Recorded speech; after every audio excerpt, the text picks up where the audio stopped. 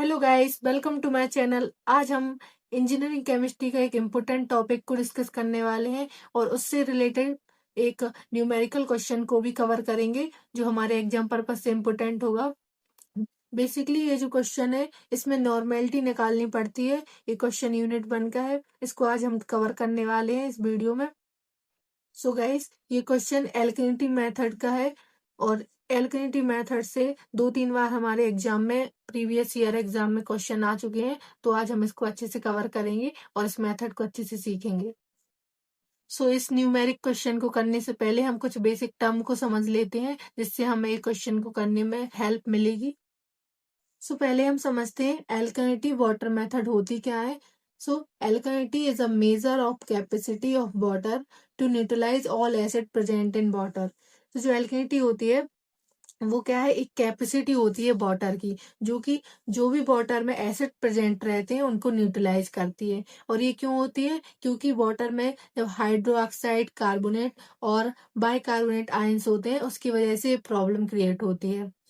सो alkalinity water method में जो जो केमिकल यूज होते हैं वो है, फर्स्ट केमिकल है स्टैंडर्ड NY50H2SO4 सॉल्यूशन। तो इसमें ये यूज होता है। देन है टेस्ट वाटर सैंपल, एक वाटर सैंपल लिया जाता है टेस्टिंग के लिए। देन है इंडिकेटर, तो इसमें दो इंडिकेटर यूज होते हैं, फर्स्ट है फिनोप्थलीन एंड सेकंड है मेथाइल ऑरेंज। तो जब फिनोप्थलीन यूज करते हैं तो जो सॉल्यूशन होता है उसका कलर पिंक कलर का हो जाता है, और जब मेथाइल ऑरेंज इंडिकेटर यूज करते हैं तो या तो ऑरेंज या फिर रेड कलर का सॉल्यूशन बन जाता है। सो बेसिकली हमें जो न्यूमेरिकल सॉल्व करना है उसके लिए हमें जानना होगा जो नॉर्मेलिटी का फॉर्मूला क्या होता है। सो नॉर्मेलिटी का फॉर्मूला होता है N1V1 इक्वल्स टू N2V2। तो यहाँ पे जो N1 है वो क्या है, वो है normality of test water sample, जो वाटर सैंपल होता है उसकी नॉर्मेलिटी। देन V1, तो V1 जो टेस्ट वाटर सैंपल होता है उसका वॉल्यूम होता है। Then N2 normality of acid solution, जो एसिड सॉल्यूशन रहते हैं लाइक H2SO4, तो उनका जो नॉर्मेलिटी रहेगी वो N2 से डिनोट होगी। देन है वॉल्यूम ऑफ एसिड सॉल्यूशन, और एसिड सॉल्यूशन की जो वॉल्यूम रहेगा उसको B2 से डिनोट करेंगे। अब हमें इस क्वेश्चन को करने से पहले कुछ जो टेबल रहती है उसको देखनी। बेसिकली ये जो टेबल है ये एल्केनिटी टेबल है जो कि हमारे न्यूमेरिकल में यूज होने वाली है। तो बेसिकली जो इसमें जो टर्म्स है लाइक P=0, तो यहाँ पे जो P है वो फिनोप्थलीन इंडिकेटर को डेडिकेट कर रहा है और जो M है वो मेथाइल ऑरेंज इंडिकेटर को डेडिकेट कर रहा है। तो यहाँ जो P=0 लिखा है इसका मतलब है कि वाटर में कार्बोनेट आयंस प्रेजेंट है, मतलब कि यहाँ पे M लिखा हुआ है, मतलब कि जो आंसर में हमारी जो वैल्यू होगी वो मेथाइल ऑरेंज इंडिकेटर की वैल्यू के इक्वल होगी। देन है P=M, अगर जो P की वैल्यू M के इक्वल है, फिनोप्थलीन इंडिकेटर की जो वैल्यू आई है नॉर्मेलिटी की वैल्यू, वो अगर M के मतलब कि मेथाइल ऑरेंज के इक्वल में है, तो फिर यहाँ पे हाइड्रोक्साइड आयन प्रेजेंट है, मतलब कि या तो वैल्यू P की इक्वल होगी या तो M के इक्वल होगी।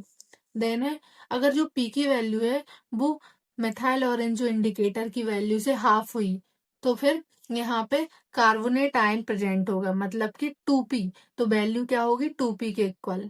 देन अगर जो P की वैल्यू है वो M के हाफ से बड़ी हुई, तो फिर वहां पे हाइड्रोक्साइड और कार्बोनेट आयंस प्रेजेंट होंगे, यानी कि जो अगर हाइड्रोक्साइड आयन है तो 2P-M वैल्यू होगी, और अगर कार्बोनेट आयन है तो 2M-P वैल्यू होगी।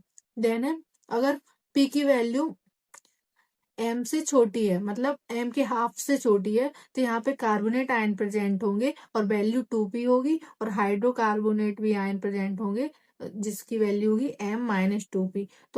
तो इस टेबल को आपको याद करने की बिल्कुल जरूरत नहीं है। अभी आप जब न्यूमेरिकल क्वेश्चन को सॉल्व करेंगे तो सारे टर्म्स आपको क्लियर हो जाएंगे और आपके सारे कॉन्सेप्ट भी क्लियर हो जाएंगे। तो चलिए अब हम उस क्वेश्चन को सॉल्व करते हैं।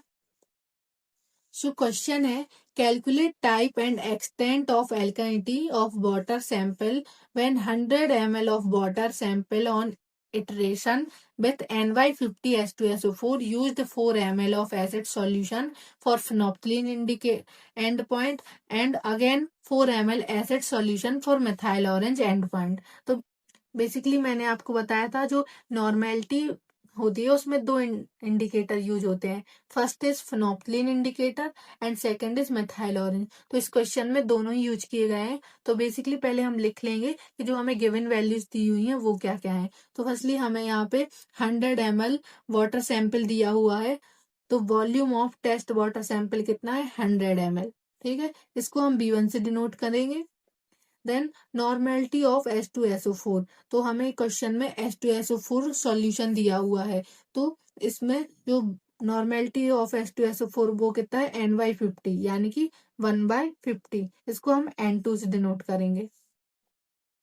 देन हमें क्वेश्चन में जो फिनोप्थलीन एंड पॉइंट है उसकी वैल्यू 4 ml दी हुई है और मिथाइल ऑरेंज एंड पॉइंट की वैल्यू भी 4 ml है यहाँ पे, क्योंकि क्वेश्चन में लिखा है 4 ml of acid solution for phenolphthalein endpoint and again 4 ml acid solution for methyl orange endpoint। तो हमें दोनों में 4 ml मतलब जो B2 की जो हमारी वैल्यू है वो क्या है 4 ml। जो अलग अलग रहेगी, फर्स्ट जो फिनोप्थलीन के लिए 4 ml रहेगी, देन जब मेथाइल ऑरेंज यूज करेंगे तो उसके लिए भी 4 ml रहेगी। ठीक है, तो अब हम सॉल्व करते हैं क्वेश्चन को।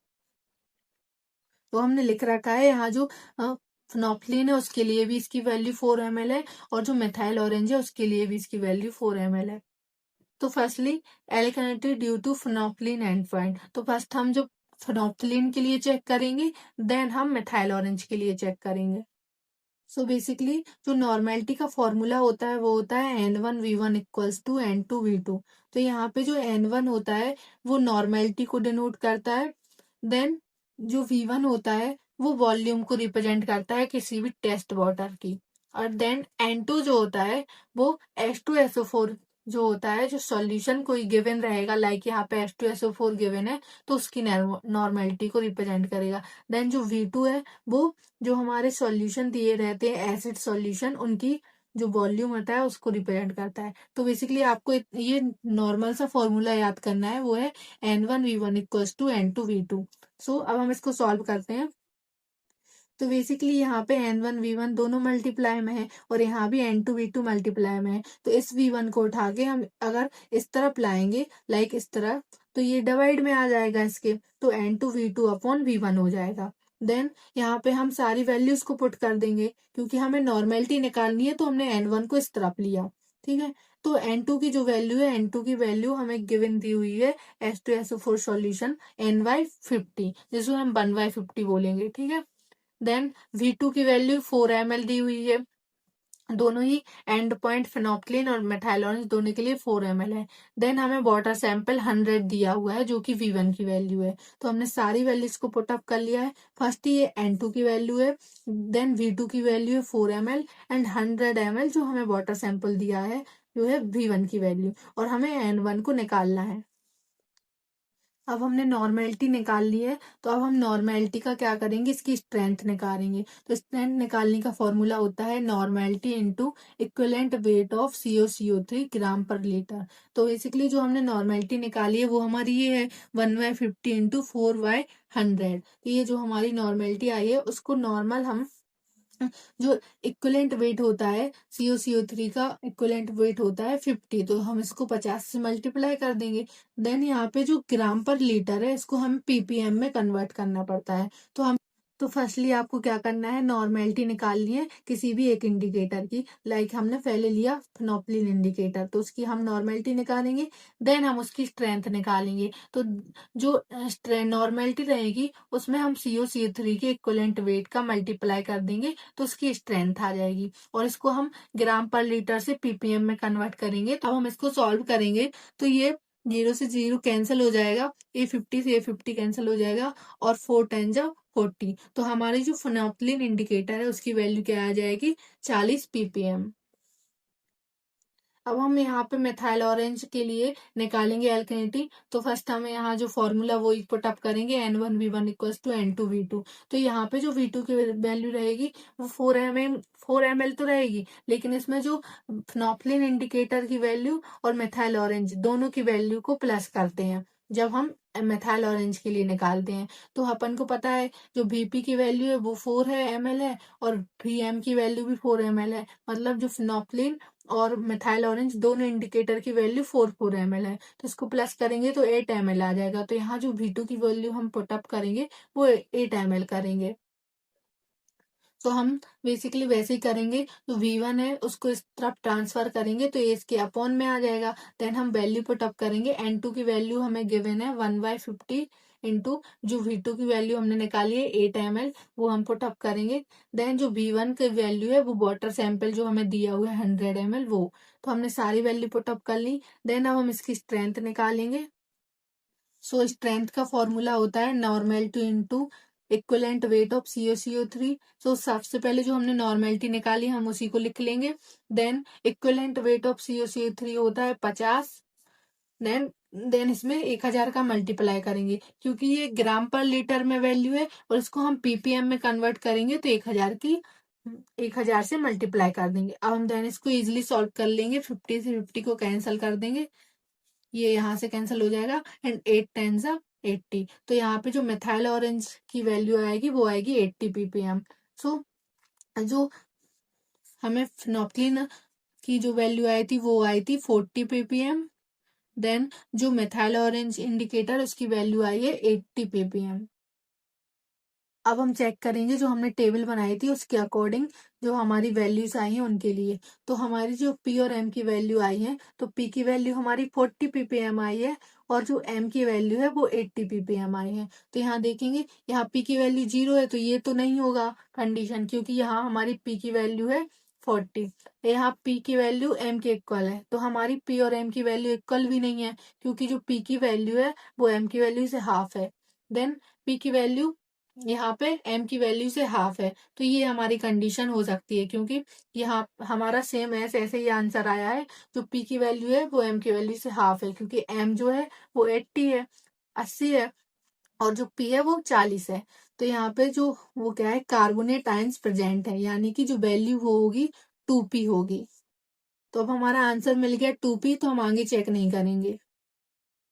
तो बेसिकली हमने वही लिख रखा है जो कंडीशन हमने टेबल में अपनी चेक की है, तो ये कंडीशन हमारी फुलफिल होती है इसी के अकॉर्डिंग, क्योंकि जो हमारी P की वैल्यू है वो M की वैल्यू से हाफ है, यहाँ आप देख सकते हैं। तो यहाँ पे हमारे जो कार्बोनेट आयंस है वो प्रेजेंट होंगे वाटर में।